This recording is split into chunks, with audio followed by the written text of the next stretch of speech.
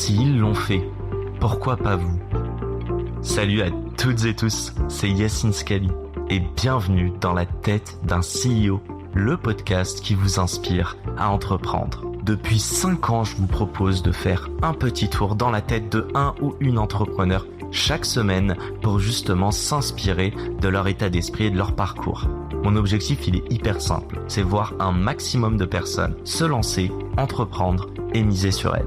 On sort une interview tous les lundis, donc n'hésitez pas à vous abonner dès maintenant. Et pour nous soutenir, ça vous prend 30 petites secondes. Je vous demande de nous laisser une note et un commentaire sur les plateformes d'écoute de votre choix.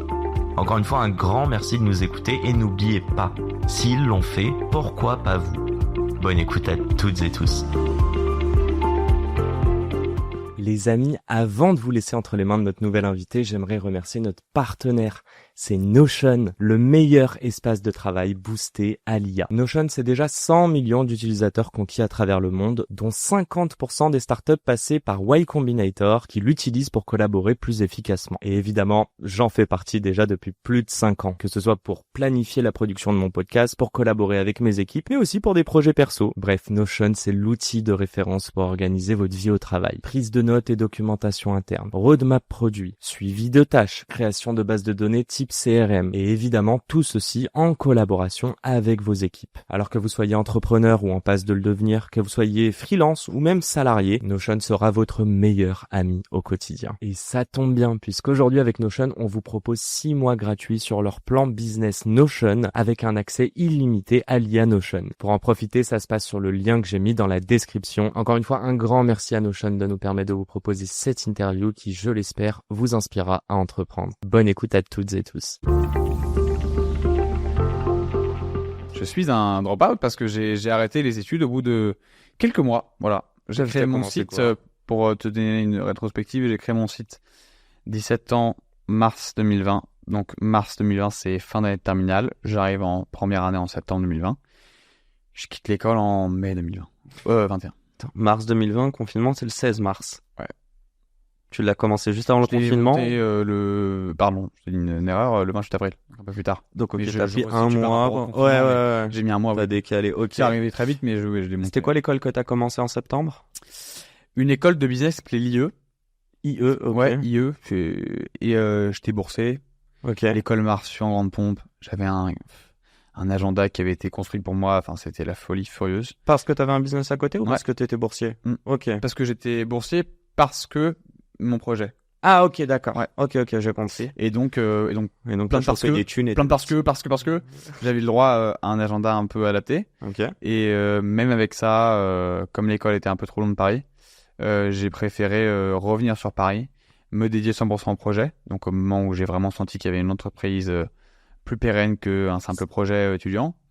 Et c'est quoi ça? En revanche, j'ai fait une autre école, tiens, j'en parle pas. Vas-y, parle. Raconte. Parce que je suis un vrai collège drop-out, mais j'ai participé à une formation qui a duré 7 mois, qui s'appelle le Collège citoyen de France. Et c'est une formation qui est dédiée à 50 personnes par an, qui se décrit comme un ENA du terrain, qui a été monté par JR, l'artiste, Thierry Cotillard, le patron d'Intermarché, puis 8 autres personnalités très inspirantes dans plein de domaines différents. Et ça forme à plein de défis du quotidien, à gérer des projets, mais à les gérer à une échelle. C'est public ou c'est un truc privé? Complètement public, complètement gratuit. Financé par des Tu l'as fait quand?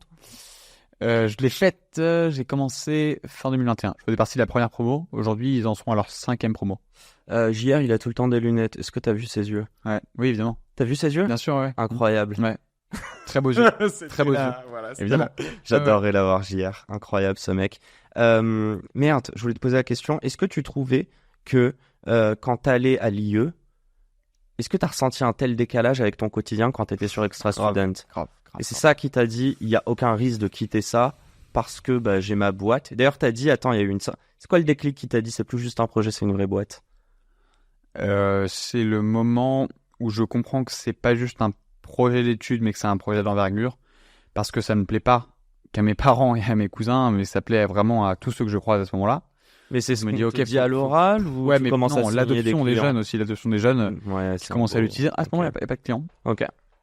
Et le moment où je réalise que ça va pouvoir devenir une entreprise, c'est le moment où je réalise que je rencontre 2-3 écoles et qu'elles me disent en fait je suis prêt à payer pour être chez vous. Et là moi je me dis ok, il y a un modèle en fait, parce que moi ça fait 2 ans que j'ai le projet, 2 ans que je me dis il y aura jamais de modèle freemium sur les users, parce que les users sont contributeurs et bénéficiaires, donc ça ne marche pas. Je voulais pas faire payer des créateurs de contenu, bah non. Ou des créateurs. Ouais, mais créateurs de contenu et surtout des étudiants qui viennent pour être sur une plateforme qui prône la solidarité, l'entraide, le partage. Bien sûr, je mets de l'argent. En revanche, du B2B2C complètement, je veux dire, super fonctionnement, quoi. Ouais, bien sûr. Donc, les écoles, ouais. Ouais. Et donc, à ce moment-là, je réalise que c'est un business et donc je quitte l'université et j'étais en décalage complet. Je terminais mes journées plus tard que mes potes et j'étais plus pauvre que. Et j'étais évidemment. Et jamais bourré. Jamais bourré, beaucoup moins qu'eux. Mais non, je me suis dit en fait, déjà oui, évidemment que je me suis bourré la gueule, évidemment que je suis allé faire des soirées conneries étudiantes, le jeudi soir, des soirées étudiantes, j'en ai faites. Mais au bout de 3-4 mois, je me suis dit en fait, est-ce que c'est ça que je veux faire pendant 4-5 ans? Donc je vais devenir un professionnel du beer pong, je vais connaître tous les alcools qui sont sur le marché, connaître probablement tous les étudiants dans mon école, mais mon projet n'aura pas avancé. Ou est-ce que je vis et je veux vivre pour mon projet, et en fait tout ça je le ferai peut-être pas plus tard? Est-ce que vraiment c'est nécessaire même de le faire? C'est des questions que je me suis posées. J'ai quitté l'école très vite et finalement je suis très content, j'ai fait des rencontres incroyables, mon projet a beaucoup avancé, j'ai gagné ma vie grâce à mon projet, je paye des impôts depuis que j'ai 20 ans, donc ça c'est un peu le côté moins sympathique. Oh, ça fait plaisir, non? Surtout je reçois plus de l'aide de l'URSSAF et des finances publiques que de bulletins scolaires. Mais voilà, c'est ce que j'ai choisi. J'en suis très heureux. On grossit vite, tu vois, on a une belle croissance. Quand t'as commencé à monétiser, t'as dit je me suis rendu compte. Est-ce que t'as quand même essayé de le vendre à des écoles ou est-ce que c'est au détour d'une conversation? Au détour d'une conversation. Une école t'a dit moi je serais intéressé à payer. Au détour d'une conversation. Je suis très content de t'entendre parce que tu parles de décalage. Tu parles de décalage par rapport à tes potes. Tu parles de décalage quand t'arrives en école de commerce. C'était aller un peu plus loin là. Tu l'as sous-entendu quand on est en train de se bourrer la gueule. J'ai une question à te poser un peu philosophique. Est-ce que t'as pas l'impression de passer à côté de ta jeunesse pour le bien de la société et de ton projet? Putain, le mec qui répond oui complètement, en gros je suis un faiseur de bien, il s'aime beaucoup. Non, on va dire que t'es un gros bullshit. Je suis passé à côté, en vrai je suis littéralement passé à côté de ma jeunesse, c'est vrai. Mes parents me l'ont dit 40 fois, mes cousins, mes frères. Ça t'a fait chier, mes potes. Bah ouais, en fait, quand tu montes un projet, que t'es passionné par le projet, que tu parles de ton projet, et qu'au lieu de t'écouter et de te parler de ton projet, on te dit mais tu penses pas que ce serait mieux quand même de te concentrer sur ta vie étudiante?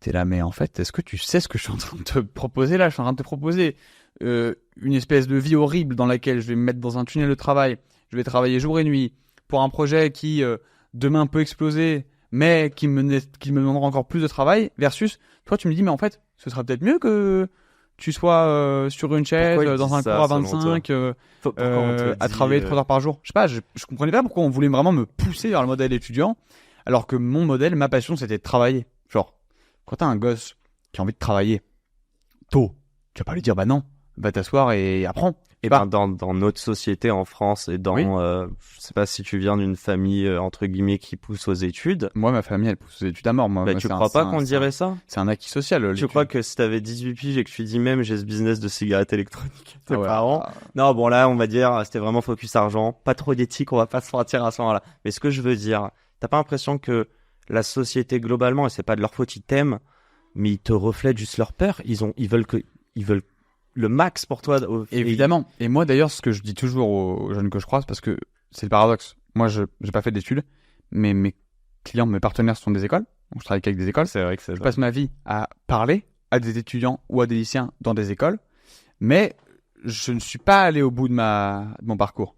Et donc, souvent, ce que je leur dis, c'est quand je vous dis que j'ai quitté l'école. J'ai pas juste quitté l'école pour quitter l'école et pour dire à mes parents, en fait, fuck off, moi je suis un rebelle.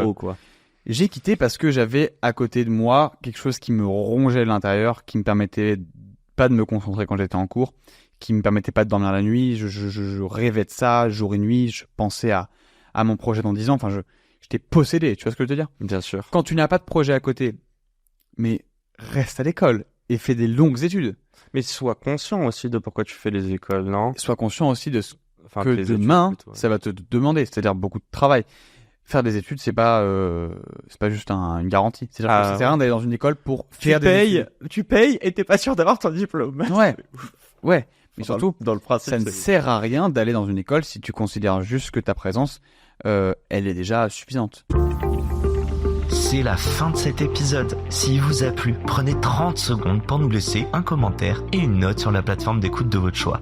On a encore des dizaines d'épisodes en stock, donc je vous laisse fouiller. Et d'ici là, n'oubliez pas, s'ils l'ont fait, pourquoi pas vous? Encore une fois, un grand merci de nous avoir écoutés et à très vite pour un nouvel épisode. Ciao.